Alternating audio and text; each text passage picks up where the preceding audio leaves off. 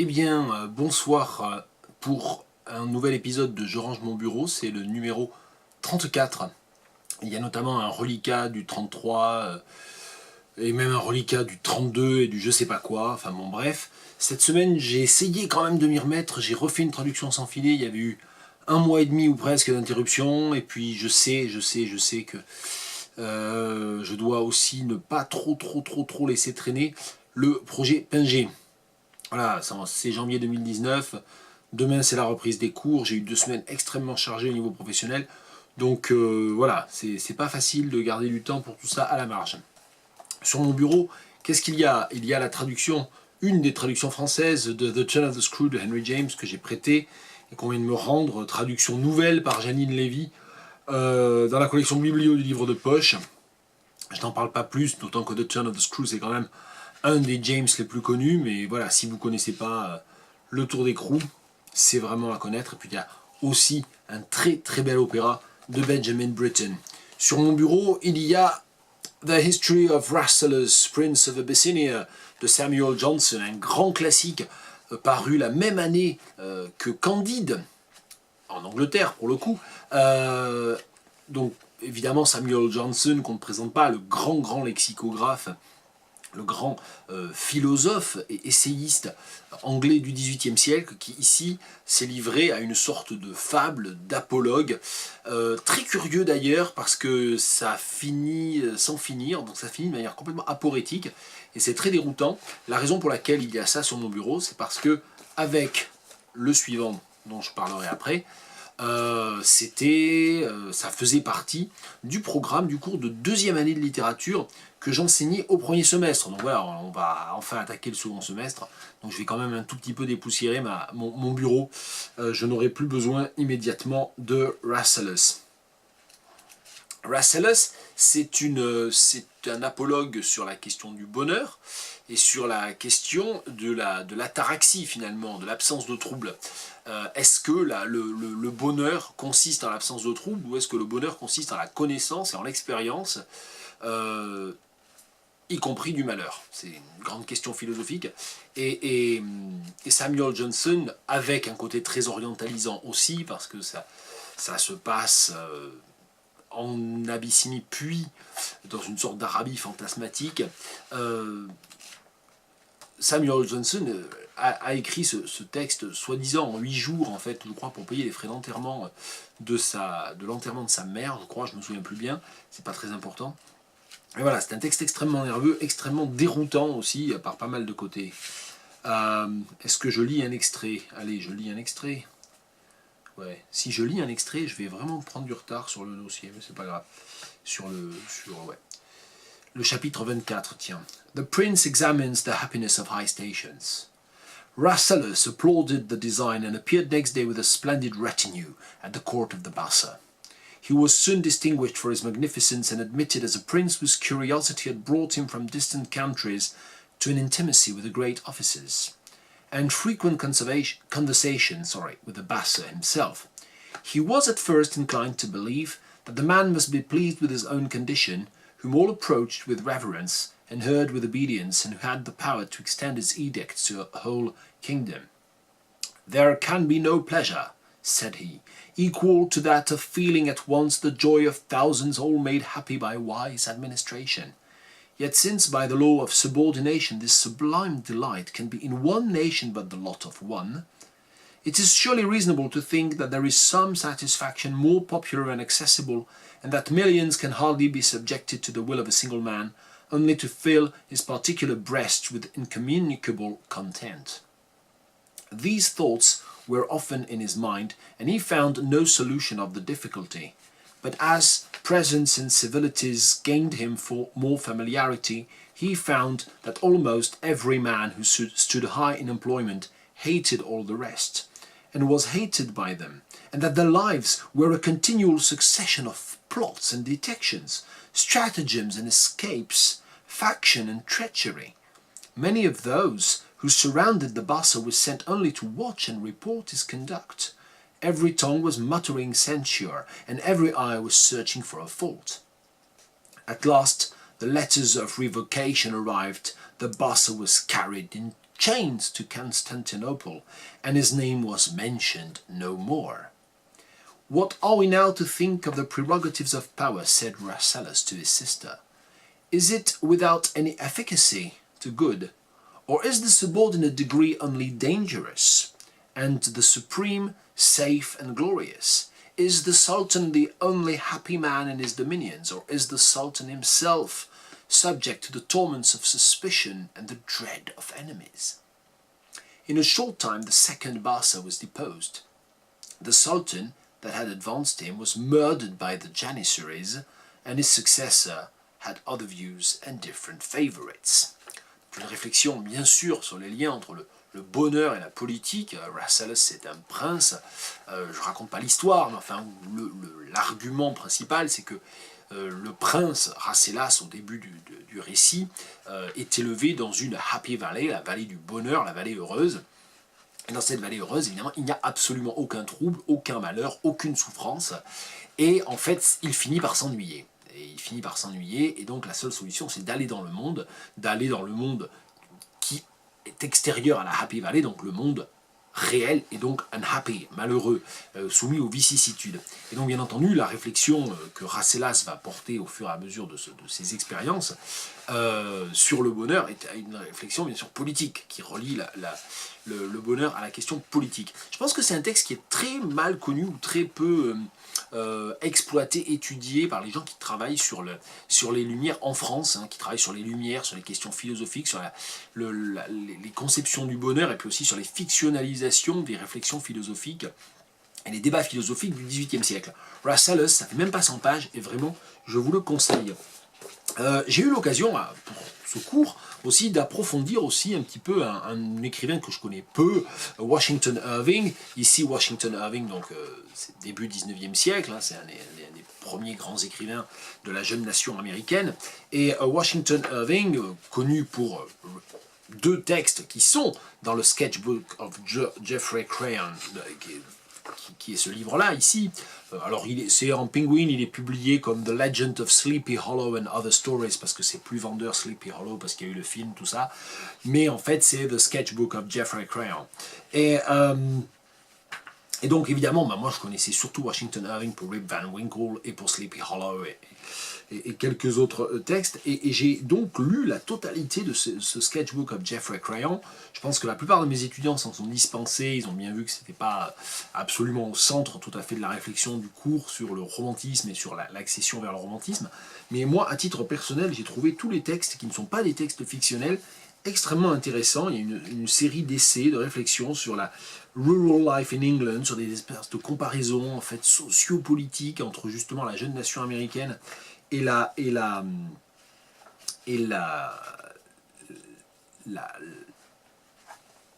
l'ancien motherland, enfin la nation britannique, le royaume, la monarchie, dont la nation américaine s'est séparée lors de l'indépendance.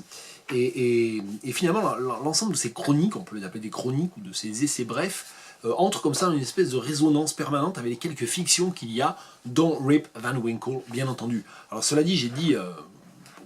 Moi, comme beaucoup d'autres, nous connaissons souvent Washington Irving que pour Rip Van Winkle et Sleepy Hollow. Quand on relit Rip Van Winkle et quand on étudie Rip Van Winkle, quand on fait étudier, quand on fait cours sur Rip Van Winkle, on comprend pourquoi c'est devenu un texte aussi majeur, aussi important, qui est devenu un mythe aussi, hein, une vraie figure légendaire et culturelle assimilée dans la culture populaire, parce que c'est un texte absolument... d'une très grande richesse et un texte vraiment très très fort. Voilà, ça c'est également arrangé. Arrangé pas tout à fait parce qu'en fait ça appartient à mon fils aîné, donc je vais le lui rendre. Le dernier numéro de la revue Espèce à laquelle il est abonné, et je lis pas tout moi dedans, mais c'est très intéressant. Il y a des articles passionnants sur les plantes face au froid alpin, sur les oiseaux qui s'appellent les républicains sociaux. Hein, je ne fais aucun commentaire. Je ne fais aucun commentaire de type politique en citant cet article d'ornithologie. Il y a un article que j'ai beaucoup aimé sur le tapir malais et sur la découverte du tapir malais, et sur les premières descriptions du tapir malais qui donnent des enseignements, qui permettent de tirer des enseignements sur épistémologique en fait sur l'histoire de la cryptozoologie, ça c'est très intéressant aussi. Et puis l'article qui m'a le plus intéressé et auquel en même temps j'ai pas tout compris, parce qu'il y a des moments où mon inculture et mon absence de bagage scientifique de temps en temps se fait sentir, c'est un article sur les éponges. Ça c'est vraiment un article très très intéressant que je vous recommande dans la revue Espèce, donc dernier numéro paru. La revue Espèce, on la trouve tout simplement chez les marchands de journaux, on n'est pas obligé d'être abonné. Espèce, revue d'histoire naturelle, et c'est le numéro 30 et il est par décembre 2018, février 2019. Vous voyez, on est en plein, c'est d'actualité. Je poursuis avec le dernier livre de Suzanne Doppelt. Suzanne Doppelt, c'est une photographe et écrivaine que j'ai découvert il y a déjà assez longtemps, avec un livre très beau qui s'appelle Totem. Je vérifie, publié en 2002 déjà chez POL. Et je ne lis pas tout ce qu'elle écrit et j'en rate un certain nombre. Là, je l'ai feuilleté chez mon libraire, je me suis dit, allez non, c'est vrai que j'ai des milliers de trucs à lire et j'ai plein de lectures en retard, mais quand même, c'est un petit livre et j'ai pas été déçu du tout. Ça s'appelle Rien à cette magie et c'est un livre très curieux dans lequel elle tourne un petit peu de manière circulaire en permanence autour d'un sujet très particulier qui est un tableau de Chardin. Il se trouve que moi j'aime beaucoup la peinture de Chardin et plus ça va, je crois, enfin plus ça fait partie des peintres auxquels je reviens et que j'aime beaucoup. Et c'est un tableau dont j'avais vu des reproductions, mais enfin que j'avais pas particulièrement en tête, qui s'appelle les bulles de savon. Enfin, je sais jamais quel est le titre. Et donc elle revient en permanence sur la structuration du tableau, sur ce qu'il dit, sur ce qu'il suggère, et sur ce qui se passe dans l'acte même de peindre et dans le sujet même des bulles de savon, qui au demeurant d'ailleurs, elle n'en parle pas trop ça, était un sujet complètement classique et complètement presque même cliché de la peinture de genre flamande au XVIIe siècle. Donc en fait Chardin, il s'inscrit, c'est presque un des derniers, je pense que c'est pas le sujet du livre de Suzanne Doppelt qui emprunte le titre à un célèbre texte de Diderot dans ses salons, dans les salons 1769 je crois, il faudrait revérifier. On n'entend rien à cette magie, d'où le titre Rien à cette magie. Je parlais de quoi? Oui, je parlais de la spectralité. C'est pas du tout le sujet du livre de Suzanne Doppelt, mais un des charmes bien sûr de la lecture. Quand je range mon bureau, je parle de beaucoup de littérature quand même. Juste avant, j'ai parlé de la revue Espèce, donc c'était pas de la littérature. Mais enfin, je parle beaucoup de littérature. Un des charmes de la littérature, c'est que quand on lit un livre, parfois, de temps en temps, on s'imagine, tiens, quel autre livre ça aurait pu être, ou on s'imagine le livre qu'on écrirait soi, ou quel autre livre l'auteur aurait pu écrire en parallèle de ce livre-là. Et donc, les bulles de savon, c'est presque un des derniers livres, un des derniers tableaux sur ce sujet-là. Et donc il y a une forme de spectralité dans la manière dont Chardin a traité ce thème, et son tableau finalement est à la fois un renouvellement profond de ce sujet et une forme de dernier écho un petit peu dans la pratique de ce sujet. Enfin, c'est pas le sujet du livre de Suzanne Doppelt. La question... Suzanne Doppelt, elle prend ce tableau comme une énigme, et comme vraiment quelque chose de complètement mystérieux, et comme quelque chose d'opaque, et donc c'est du décryptage de magie. Et le livre tente de décrypter une énigme. Le mieux, je pense que c'est que je lise un extrait. Alors les pages ne sont pas numérotées, je crois que c'est assez classique dans les livres de Suzanne Doppelt, je ne suis pas allé vérifier, et comme je l'ai déjà dit, je ne les ai pas tous. Chaque chose a son mode de corruption, la fleur se fane, le verre se casse, même s'il peut plier d'un pouce par pied et le tissu se déchire sur plusieurs centimètres carrés, la bulle s'évapore à cause du moindre aléa, elle est si fragile qu'elle peut finir aussitôt. Une explosion discrète qui ne laisse rien paraître, aucune trace ni odeur, tout juste une impression dans l'air. Ou un trou supposé pour commencer à peindre, et voir à travers le monde et ses affaires au milieu de ses murs rapprochés, un écolier qui dessine, un château de cartes, une toupie en équilibre comme l'est le jeune homme penché, le petit perché, le verre sur le point de tomber et le tableau de disparaître à la vue. Il faut alors s'y remettre, refaire la prise de bonne grâce, car il s'agit 2 ou 3 fois au moins de répéter ce qui le mérite, un beau secret partagé par certains, l'art et la manière de faire ces petits globes de savon pour qu'il dure le temps d'un joli coup de pinceau ou d'un souffle appliqué. On l'entend peut-être dans ce passage que je viens de lire, un des charmes du livre de Suzanne Doppel. Je commençais à en parler en disant qu'elle tourne autour du sujet, elle tourne autour de ce tableau de Chardin qui lui sert aussi de prétexte à parler d'autres choses. On l'entend, il y a une sorte de... Comment dire, le tableau est décrit en quelque sorte, ou écrit un très grand nombre de fois, mais elle n'en fait jamais l'ekphrasis au sens classique, au sens conventionnel. Donc elle tourne aussi autour des manières de parler de la peinture, et des manières de parler de l'art, et des manières de parler de la représentation, et de la façon dont une écrivaine, dans la façon dont quelqu'un qui regarde un tableau ne peut pas entièrement l'écrire ou le décrire, et est obligé de le reprendre sans cesse. Donc aussi pour ça, ce livre est précieux. Il me reste 2 livres, et celui-ci est sur la pile depuis déjà 1 mois et demi. Comme je voulais en parler de manière approfondie, comme je voulais en parler bien, je n'en ai pas parlé dans le 32, je n'en ai pas parlé dans le 33, et comme il me reste à peine 6 minutes, je sens que je commençais à me dire, parce que j'improvise tout ça, il n'y a pas de plan, il n'y a rien, je commençais à me dire que il allait encore passer à la trappe, et c'est pas bien du tout. Alors je vais en parler très peu, je me laisse la possibilité d'en reparler dans le 35, mais c'est pour vous dire que ça, c'est une des dernières publications des éditions du Réalgard dans la collection L'Or Piment. C'est le dernier livre de René Ponce, ça s'appelle Gravats. Ce sont des textes de prose, bref, avec des dessins de Jackie Barral. Et c'est un livre que j'ai beaucoup aimé. C'est un livre qui se lit assez vite, je veux dire en termes de quantité de texte. Alors vous voyez, peut-être j'ai mis plein de petits post-it parce que j'avais vraiment envie d'en parler, ou peut-être que j'écrirai du coup un texte dessus, peut-être, je sais pas trop. Ça se lit assez vite, mais moi je l'ai lu en une grosse semaine parce que j'ai voulu un petit peu l'interrompre.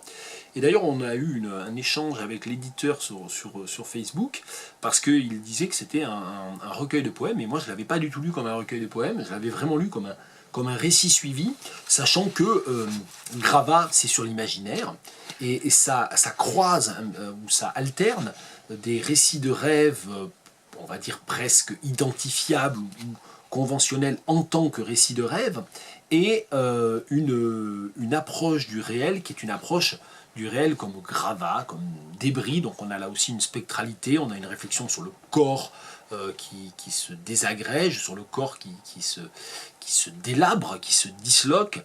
Donc ce n'est pas seulement le monde, donc c'est une vision assez noire, d'ailleurs assez sombre, les très beaux dessins, je ne sais pas si c'est des collages dessins ou pas, je ne sais pas quelle est la technique employée de Jackie Barral, souligne cette noirceur et cette espèce d'envahissement par les décombres, en quelque sorte, qui est le motif central du livre. Mais je crois que je viens de commencer une phrase que je n'ai pas terminée, mais c'est pas la première, c'est pas la dernière. Et donc voilà, il y a des récits de rêve assez conventionnels, et puis il y a des notations qui sont plutôt de l'ordre de l'essai, qui sont plutôt de l'ordre de la réflexion, voire de la conceptualisation. Donc et puis c'est souvent narratif aussi. Donc poème, oui peut-être. La collection L'Or Piment est une collection plutôt de poésie, donc c'est aussi pour ça, je pense que génériquement on peut simplifier. Mais enfin, c'est très c'est très difficile de le classer clairement. Alors je vais lire. Et du coup, il y a un livre qui est le dernier Chevillard, qui attendra la prochaine, la prochaine version, le prochain épisode, le numéro 35. Je vais lire un extrait de Gravats, mais j'en garde un peu sous la pédale. Ça, c'est un récit de rêve un peu classique, et c'est à la page 73. Ramper sous les meubles dans la poussière, à la recherche d'une valise oubliée, que l'on remplit en vrac de ses hardes en vue d'un voyage incertain. Sentir l'angoisse de l'oubli et regarder autour de soi le désordre qu'on laisse sous le plafond bas. Le lit défait, une serviette jetée sur un fauteuil, les restes d'un déjeuner banal du quotidien. Fouiller une dernière fois un tiroir à la recherche de je ne sais quoi dont le souvenir nous angoisse. Ouvrir la porte, la tirer derrière soi, la rouvrir, persuadé que l'on oublie quelque chose, sentir le temps passer, le retard se creuser, dévaler l'escalier, courir vers la gare. Longer les wagons géants dans lesquels on ne parvient pas à monter, voir inexorablement démarrer le convoi et rester là, sur le quai, la valise ouverte, vomissant son contenu à nos pieds. Un très beau livre de René Ponce, Gravats aux éditions du Réal Gare. J'en reparlerai. Et c'est tout pour aujourd'hui.